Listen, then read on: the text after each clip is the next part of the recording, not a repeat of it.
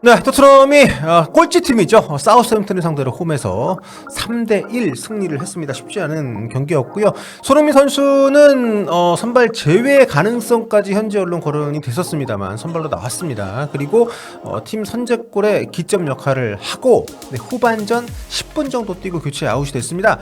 이 부분에 대해서 뭐 또 안 좋게 얘기하시는 분들이 계시던데 사실 토트넘한테 지금 리그 경기는 전혀 중요하지 않은 상황이죠.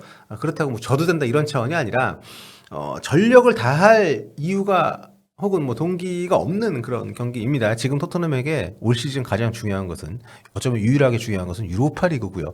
유로파리그 8강 1차전과 2차전이 이제 이번 주부터 차례대로 진행이 되기 때문에 그 경기에 모든 초점을 맞춰서 선수들의 어떤 그 에너지 배분이라든가 컨디션 조절이라든가 이런 게 돼야 되기 때문에 그런 차원에서의 어떤 선발 라인업 그리고 이제 교체 카드 활용 이런 것들이 있었다고 보시면 되고요. 네, 그런 부분에서 너무 걱정을 안 하셔도 되고 또 혹여 손흥민 선수의 오늘 경기 내용에 대해서 뭐 안 좋게 해석하는 그런 뭐 글이나 얘기들이 있다면은 뭐 가볍게 무시하셔도 좋을 것 같습니다. 네, 보리스 정입니다. 자, 토트넘 네, 참 쉽지 않습니다. 사우스햄튼 상대로 네, 막판에 추가 시간에 PK가 나와가지고 이제 두 골 차로 승리하긴 했습니다만 후반 내내 좀 좋지 않은 경기를 하면서 결국 동점 위기까지 갔다가 승리하긴 했는데요. 좀 답답한 그런 경기 시간들이 많이 있었습니다. 자, 일단 이 경기에서 가장 돋보였던 것은 브레넌 존슨입니다. 브레넌 존슨이 지난 경기 그 첼시와의 경기 때는 이제 선발로 오드베르가 나왔었는데 이번 경기에서는 손흥민, 솔랑키, 존슨 이렇게 3투 나왔고요. 존슨이 이제 오른쪽 윙으로 나와서 이날 이제 풀타임 뛰면서 슈팅을 3개 했거든요. 근데 그 중에 블록샷, 그러니까 수비한테 막혀가지고 사실상 이제 그 뭐 유유슈팅이나 무유슈팅 뭐 그러니까 다 기록이 안 된 그거 빼면 유유슈팅 2개가 전부였는데 그게 다 골이었습니다. 그리고 뭐 뒤에 이제 설명드리겠습니다만 정말 기발합니다. 이 친구의 어떤 경기 내용을 보면 후반전에는 거의 존재감이 없었거든요. 막판에 그 PK를 만들어낸 상황을 제외하면. 그러니까 경기에 대한 기여도나 관여도는 상당히 낮은데 정말 이렇게 사이드에서 들어와서 반대쪽에서 넘어오는 크로스나 패스를 이제 탭인 한다고 하죠, 보통. 원터치로 마무리하는 그런 능력은 정말 실증한 것 같습니다. 그리고 오늘은 그 덕분에 토트넘이 승리를 거둘 수가 있었고요. 이날 토트넘의 포문은 어떻게 보면 이제 로메로에게서 열렸다고 볼 수 있습니다. 포로의 전반 9분 코너킥 상황에서 로메로의 헤더 슈팅이 있었고요. 이걸 이제 램스데일 골키퍼에게 이제 막히면서 득점을 하지는 않았습니다만 이날 전반전에 로메로가 이제 코너킥 상황이라든가 이렇게 앞쪽에 공격으로 올라왔을 때 상당히 좋은 슈팅 시도들을 좀 보여줬습니다. 로메로의 컨디션이 많이 올라왔다는 것은 토트넘에게 굉장히 긍정적인 부분이 되겠고 다만 이제 반더벤이 오늘 선발 제외가 됐거든요. 감기가 있고 좀 충분히 훈련을 못했기 때문에 지금 명단이니까 선발 제외가 된 것인데 결국 투입이 안 됐습니다. 그러니까 몸이 상당히 좀 안 좋다라고 봐야 되는 상황이라서 프랑크푸르트전 때 온전하게 쓰기 위해서 아껴둔 차원도 있겠습니다만 토트넘 입장에서 좀 걱정이 될 수 있겠는데 뭐 벤 데이비스하고의 조합이 이렇게 뭐 나쁘진 않았습니다만 어쨌든 로메로의 컨디션은 상당히 좋았다. 그게 좀 긍정적인 부분이라고 볼 수 있을 것 같고요. 손흥민 선수는 오늘 이제 왼쪽 측면에서 언제나처럼 이렇게 플레이를 했습니다. 다만 플레이에 적극적으로 막 개입하는 움직임은 아니었어요. 왼쪽 측면에서 터치라인을 밟고 서 있는 데거나 혹은 스펜스가 많이 올라가게끔 유도를 해주고 본인은 중앙으로 들어온다든지 아니면 사이드로 빠져서 조금 관조적인 좀 관망하는 그런 경기 운영을 했습니다. 근데 좀 아쉬웠던 게 뭐냐면 손흥민 선수의 움직임을 발견해주는 동료가 있을 때하고 없을 때 손흥민 선수에 대한 평가가 상당히 다르다는 것을 올 시즌에 많이 느끼고 있습니다. 해리 케인이 있을 때는 손흥민 선수가 스타트를 끊었을 때 혹은 손흥민 선수가 움직임을 좀 방향을 바꿨을 때 그거를 케인이 굉장히 잘 캐치를 해가지고 패스를 넣어준다거나 아니면은 본인이 그 공간을 치고 들어간다거나 이런 식의 콤비네이션이 됐었거든요. 근데 지금의 토트넘은 메디슨이 패스를 줄 때 정도를 제외하면 거의 좀 발견이 안 되는데 이 장면을 좀 말씀드리고 싶어요. 전반 10분 조금 넘어서 베리발 선수가 이제 슈팅하는 상황인데 이때 보면 베리발이 이제 오른쪽 측면에 있다가 안쪽으로 들어오면서 기회가 있습니다. 근데 여기서 이제 슈팅을 약간 소녀 슈팅이 돼가지고 좀 굉장히 무의미한 마무리가 됐지만 요때 물론 베리발이 슈팅 시도하는 것도 나쁘지 않았지만 손흥민 선수가 각을 본인 쪽으로 계속 만들면서 들어왔거든요. 베리발이 볼을 빼줄 수 있게끔. 근데 이게 발견이 안 된 것인지, 뭐 베리발 선수가 시야가 좀 좁았던 것인지, 어쨌든 활약이 좀 안 됐습니다. 손흥민 선수도 많이 아쉬워하는 모습이 있었는데, 그러니까 이런 장면이 이번 경기에서도 꽤 많이 나왔습니다. 그러니까 오프드볼 상황에서의 움직임이라는 것은 결국 동료들이 이거를 좀 발견을 해주고 혹은 호흡이 좀 맞고 이래야지 이게 성과로도 연결이 되면서 더 이제 주목을 받고 하는 것인데, 이날 그런 움직임들이 한 서너 차례 있었어요. 동료들의 어떤 뭐 스펜스도 그랬었고 동료들의 어떤 좀 그 리턴이 잘 오질 않는 모습들도 있었기 때문에 뭐 이런 것들이 결국 손흥민 선수의 어떤 스탯에 긍정적인 영향을 좀 미치지는 좀 못했기 때문에 결국에는 여기 보시는 것처럼 AI 평점에서도 선발 11명 가운데 가장 낮은 그런 평가를 받게 되긴 했습니다만, 좀 그런 점에서 이제 우리가 손흥민 선수 위주로 보는 저 같은 입장에서 보면 좀 아쉬움이 있는 거죠. 손흥민 선수의 이날 뭐 주요 기록들을 보면 패스 22번 시도해서 18번 성공을 했고요. 키패스 한 번 있었고요. 슈팅은 이제 한 번이 있었는데 이제 블록된 슈팅이기 때문에 사실상 뭐 유의미한 슈팅은 없었다고 볼 수 있을 것 같습니다. 전체적으로 약간 본인 스스로가 보조적인 움직임을 가지면서 스프린트도 그렇게 많이 안 했습니다. 그러니까 제가 해석하기로는 이번 경기에서 손흥민 선수는 팀의 약간 좀 그 동료들의 움직임을 많이 살려주는 플레이를 하면서 체력을 좀 아끼고 부상 위험을 좀 감수하지 않으면서 주중에 있을 프랑크푸르트와의 유로파리그 8강 1차전을 좀 대비하는 느낌이 확실히 있었고요.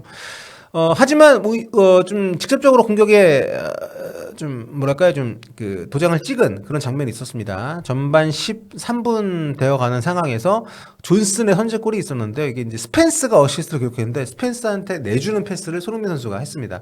뭐 많이 쓰는 표현으로 기점 역할 해내면서 손흥민 선수가 이제 선제골에 기여를 했다라고 볼 수 있는 장면이 있었고요. 토트넘 같은 경우에는 뭐 전반전은 압도를 했습니다. 사우스햄튼 수비가 워낙 꼴찌 팀이고 이 팀이 지금 30경기를 치르는 동안에 승점이 10점밖에 안 됩니다. 2승밖에 없고요.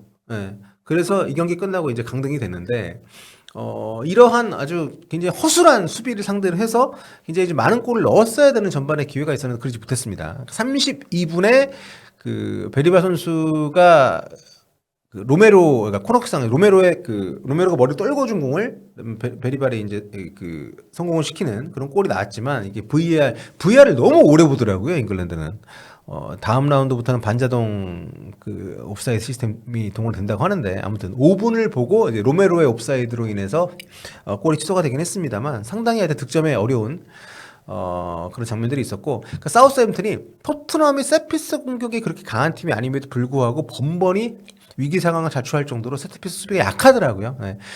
추가골은 전반 42분에 나왔습니다. 이번에도 존슨 선수가 첫 골 상황하고 상당히 흡사한 그런 방식의 안쪽에 들어와 있다가 갑자기 뜻하지 않은 상황에서 볼이 이제 메디슨에게서 연결이 됐고, 이거를 역시나 또 아주 센스 있는 원터치로 마무리를 하면서, 이건 능력이에요. 이거 뭐 우리가 뭐 인자기 얘기도 하고 뭐 상당히 좀 뭐 안 좋게 바라볼 수 있는 면이 있는 그런 능력이긴 하지만, 어쨌든 팀에 정말 중요한 두 골을 존슨이 전반에만 단 2번의 터치로 만들어냈다는 것은 굉장히 의미 있는 성과라고 할 수 있기 때문에, 그래서 2대0이 되면서 사우스햄튼의 올 시즌 득점력이 상당히 저조합니다. 30경기에서 22골밖에 안 됐었기 때문에 2골 차라면 좀 안심할 수 있는 상황이 좀 됐죠. 그러다 보니까 후반전에 10분 만에 손흥민 벤타쿠르를 빼고 이제 파페사르하고 오도베리를 투입을 하면서 프랑크푸르트와의 유로파리그 8강 1차전 때 선발로 나올 만한 선수들에 대한 체력 관리를 좀 해주는 그런 모습이 있었고요. 근데 또 기가 막히게 쏜나골이도 나왔죠. 그러니까 손흥민 선수 나가고 이렇게 계속해서